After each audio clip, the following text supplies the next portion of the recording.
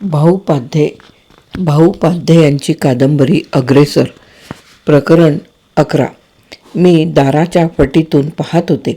शरयू सर्व खोलीभर फिरली नि मग पलंगावर पडलेली माझी बॉडी तिने उचलली नि तिच्याकडे पाहत हसली नि बाथरूमजवळ आली आणि बाथरूमचं दार ठोठावलं नि म्हणाली, वैजू, ही तुझी बॉडी घे. बॉब सारा प्रकार वैतागून पाहत होता. तो तिच्यावर ओरडला, पाहिलंस ना, तुला काय पाहिजे होतं ते. आता जा, चालती हो पाहू. ती पलंगावर त्याला खेटून बसली. जाऊ? कुठे जाऊ? अरे मला कुठेच जायला जागा उरलेली नाही तुझ्याशिवाय बॉब. अरे बॉब, मी तुझीच आहे रे. I love you Bob. मला सोडू नकोस रे. आणि तिनं बॉबच्या खांद्यावर डोकं ठेवलं. बॉबने तिला हाताने दूर करण्याचा प्रयत्न केला, पण त्यामुळे ती अधिकच चिडली आणि बॉबचं तोंड ओढून घेऊन त्याचं जबरदस्तीनं चुंबन घेऊ लागली. त्यावेळी मला राहावेना. मी बाहेर आले तेव्हा तिने बॉबला सोडलं नि माझ्याकडे पाहत राहिली. बॉब, मला वैजू फार आवडली बघ. तुझी निवड अगदी पसंत आपल्याला. काय वैजू, तुला माझा स्वभाव कसा वाटतो? मी खूप मनमिळावू आहे, खेळकर आहे. आपण दोघीही राहू बॉबकडे. काय बॉब? बॉब, तू असं कर, तू मुसलमान हो. मुसलमान धर्मात एकापेक्षा जास्त बायका करता येतात. त्यांना द्विभार्या प्रतिबंधक कायदा लागू नाही काय? वैजू, तुला कशी वाटते आयडिया? आपण एकमेकाला अगदी सांभाळून घेऊ की नाही? अगदी सोपं आहे ते. एक दिवस तू दूर राहायचं नि एक दिवस मी. Shut up. Shut up. Shut up. Shut up. Sharayu, तू एक शब्द काढू नकोस तोंडातून. तू तोंड दाबून बुक्क्यांचा मार सहन कर. तू आता आशा सोड. तुझा आता अधिकार नाही बॉबवर. समजलं शरयू? Shut up. ऐक, बॉबचा हुकूम ऐक. त्याची दादागिरी सहन कर. शटअप. तो म्हणाला की मी तुझ्याबरोबर लग्न करणार नाही, तरी तू काही बोलू नकोस. तो दुसऱ्या मुलीला आपल्या खोलीवर घेऊन आला तरी तू सहन कर. ते खोलीत नागडे झाले तरी तू उघड्या डोळ्याने पहा. शटअप. शटअप. शरयू बडबडत होती, रडत होती. मला असह्य झालं होतं ते. माझं डोकं भणभणू लागलं होतं. मला काहीच कळत नव्हतं. शी, मी उगीच या माणसाच्या फंदात पडले असं झालं होतं मला. मी चेहरा टाकून मुरदाडासारखी बसले होते. मला रडू पण येत नव्हतं. वाईट वाटून तिकडे बॉबही माझ्यासारखाच चेहरा करून बसला होता. त्याची तर फारच जिरली होती. त्याला जे पाहिजे होतं ते तर मिळालंच नाही, पण वैताग मात्र चांगलाच झाला होता. त्याने मध्येच सिगारेट पेटवली नि धूर काढत बसून राहिला होता. ती बाई गेलीच नाही केव्हाची.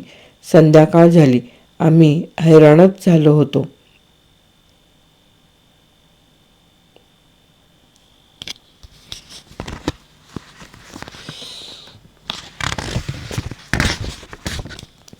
संध्याकाळी मी चहा केला. 3 कप केला बरोबर. बॉबला, मला, नीतीला. मी तिला चहाचा कप दिला. ती पीच ना. तिला सारखी प्याप्या करत होते. ती तोंड फुगवून बसलेली होती. आमचा चहा पिऊन झाला होता. मला वाटलं आपण आपल्यापुरती तिची समजूत काढण्याचा प्रयत्न करावा, म्हणून मी तिच्यासमोर ठेवलेला चहाचा कप तिच्या हातात द्यायला गेले तर तो तिच्या हातावर सांडला. ती एकदम फुसांडली. पाहिलंस, माझा कसा अपमान केला तुझ्या बायकोने. या घरात आता माझी किंमत राहिली नाही. ती बडबडली नि जोरात बाहेर पडली. केवढं बरं वाटलं मला त्यावेळी. मोकळं वाटलं. बॉब म्हणाला, तिचा अपमान वगैरे काही झाला नाही. तिच्या दवाखान्याची वेळ झाली होती. चहाचं निमित्त केलं. आम्ही दोघंजण उतारा म्हणून चौपाटीवरून तासभर थंड हवा खाऊन आलो तर ही दाराजवळ बसलेली. परत आमच्या रोमान्स करायच्या आयडियाचा कचरा झाला. तिच्यामुळे आमच्या जेवणा खाण्याची बोंब झाली होती, कारण ती काही जाईना नी आमच्याबरोबर जेवायला काही येईना. रात्र व्हायला आली. बॉब चांगलाच वैतागला होता. मी म्हणाले, चला मी घरी जाते. शरयू हल्लीच नाही. बॉब म्हणाला, शरयू चल, आम्ही तुला स्टेशनवर पोचवतो. शरू थंडच.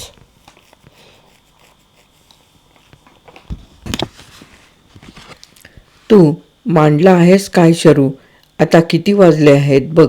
तुला घरी जायचं नाही का? तू मला पोचव. पोचवतो ना, घरापर्यंत पोचव.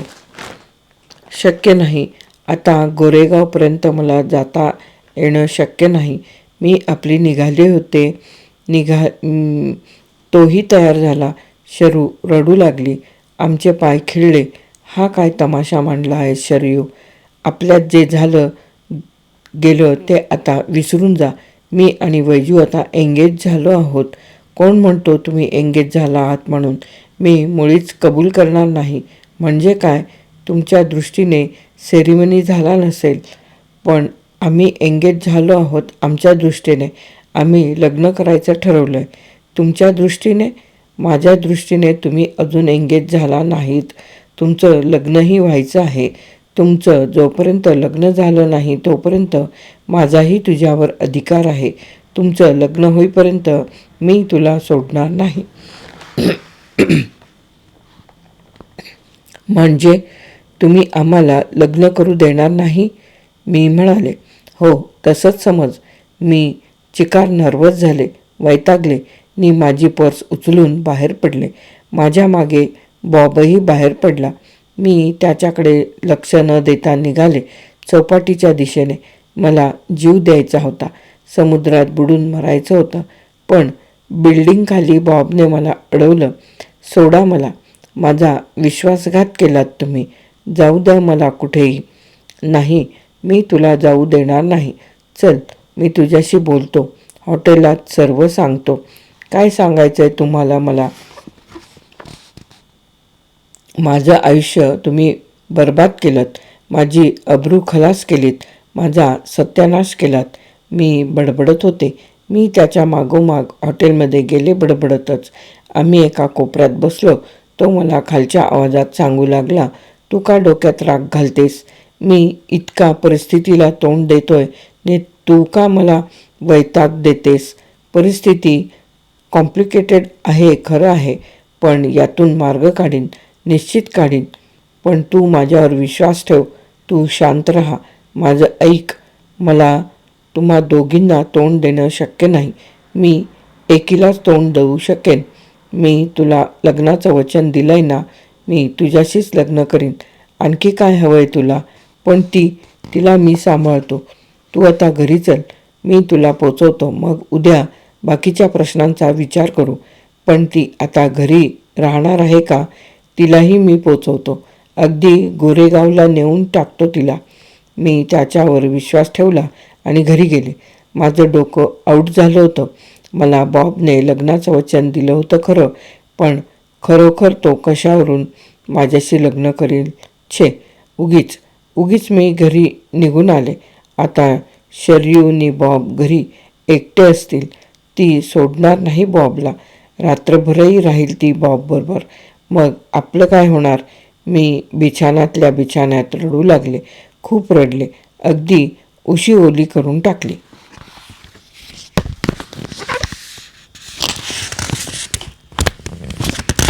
प्रकरण 11 समाप्त.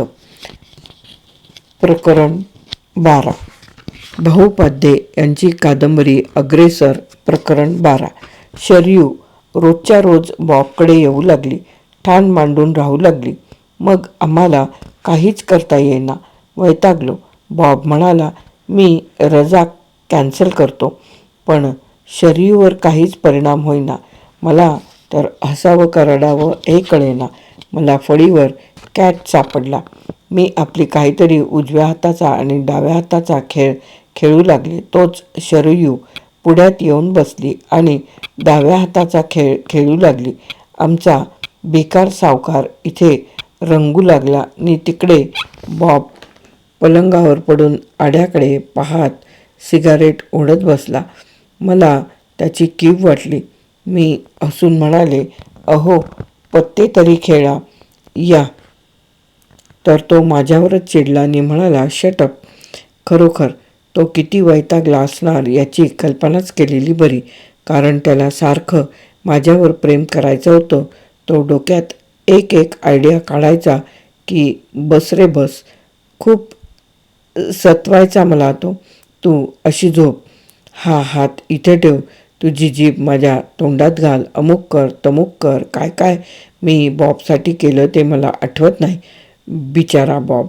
आता तो डोळ्यासमोर एक आयडिया रंगवत बसला असेल.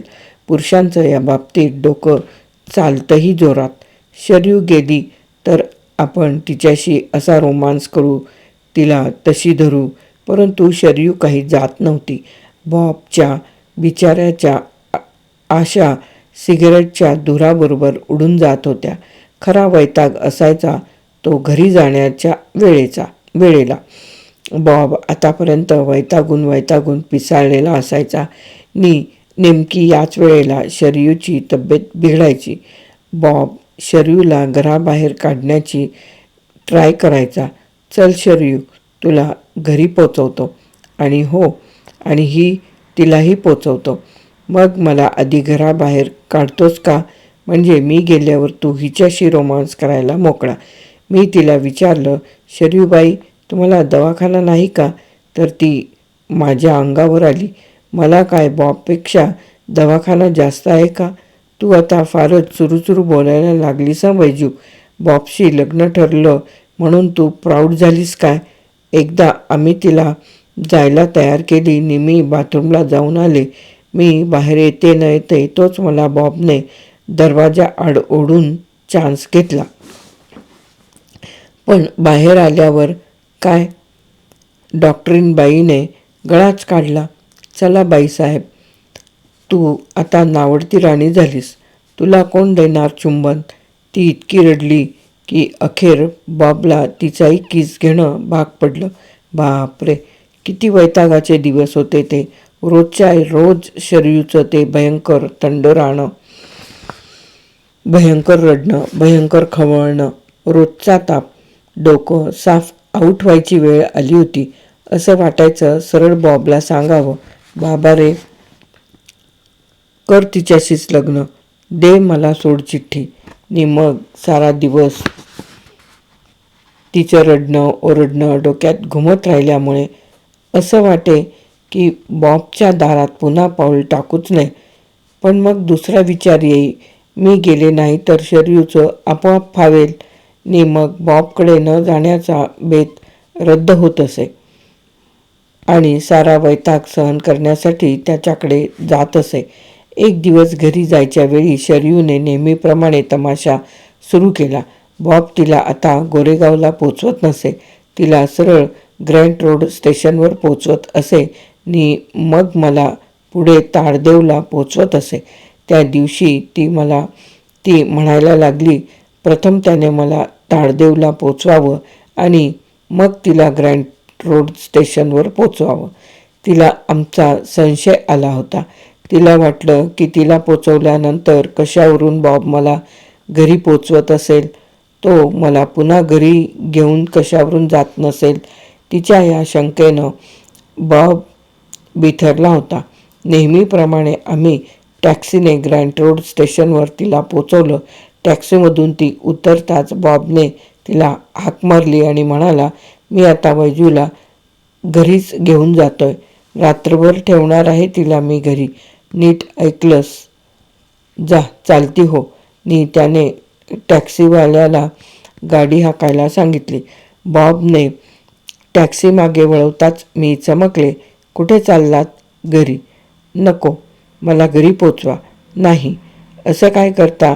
वेडबीड तर लागलं नाही ना तुम्हाला? मी रात्रभर तुमच्याकडे राहिले तर त्याचा काय परिणाम होईल? काय होईल तो होईल. तुमचं ठीक आहे, पण माझ्या अब्रूचं खोबरं होईल ते. मला घरी पोचवा पाहू. नाही. मी कपाळावर हात मारला. त्याला खूप समजवण्याचा प्रयत्न केला, पण त्याने ऐकलं नाही. तो वेडा झाला होता, अगदी पिसाळला होता. मला तो घरी घेऊनच गेला. रात्रीचे 10:30 वाजले होते. माझी छाती धडधडत होती. माझी आई, बेवड्या भडकमकर काकू सारे माझ्या डोळ्यांसमोर दिसू लागले होते. मी अगदी नर्वस झाले होते. साऱ्या बिल्डिंगमध्ये लोक मला आठवू लागले. ती शेजारची गुजराती फॅमिली, वरची सिंधी फॅमिली, पलीकडचे ते एज्युकेटेड महाराष्ट्रीयन, या सर्वांना कळणार दिसणार मी सकाळी.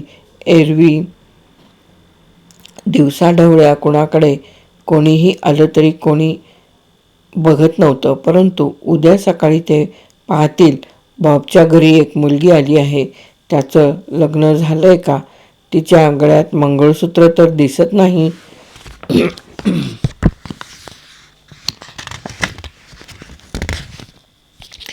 पण बॉब पुढे माझं काही चालेच ना. मी त्याला रस्त्यात समजावून देण्याचा प्रयत्न केला, तर त्याने टॅक्सीवाल्याला गाडी थांबवायला सांगितली आणि दार उघडून म्हणाला, जा, चालती हो, आणि माझं तोंड पाहायला पुन्हा येऊ नकोस. त्याचा तो चेहरा आणि तो आवाज. टॅक्सीवाला पाहतच राहिला. का भयंकर तमाशा करतो तो. रस्ता पाहत नाही की पब्लिक पाहत नाही. मी म्हणाले, जाऊ दे, आपल्या अब्रूचं काय खोबरं व्हायचं असेल ते होऊ दे, पण हा तमाशा नको. घरी आलो. मला भूक लागली होती, पण माझ्या भुकेचा कोण विचार करणार. इथे बॉबच्या भुकेचाच मोठा प्रश्न पडला होता. मला एकदा त्याने पलंगावर घेतली आणि जे काही करायचं ते केलं, तेव्हा झालं त्याचं समाधान. मग माझी भूक. मी पाव, चहा आणि केळी पोटात कोंबली आणि मग म्हणाले, एवी तेवी आपण आता बॉबकडे राहायला आलोच आहोत, मग का मजा करू नये. तो सुस्त झोपला होता. मी त्याच्या कुशीत शिरले. त्याचा हात ओढून माझ्या छातीवर फिरवू लागले. त्याबरोबर तो चाळवला गेला आणि जागा झाला. मी त्याला मग कडकडून मिठी मारली. बॉब, तू मला सर्व काही दिलंस. तू मला सुखी केलंस Bob. I love you Bob. आता मला आयुष्यात काही मिळालं नाही तरी चालेल. बॉब, मी तुझी आहे. मला फक्त तूच हवास, दुसरं कोणीही नको बॉब. बॉब, मी तुझी आहे, फक्त तुझीच. तूच मला सुखी केलंस. मी बॉबला माझ्या छातीशी धरून म्हणत होते. सकाळी नाश्ता करण्यासाठी आम्ही निघालो.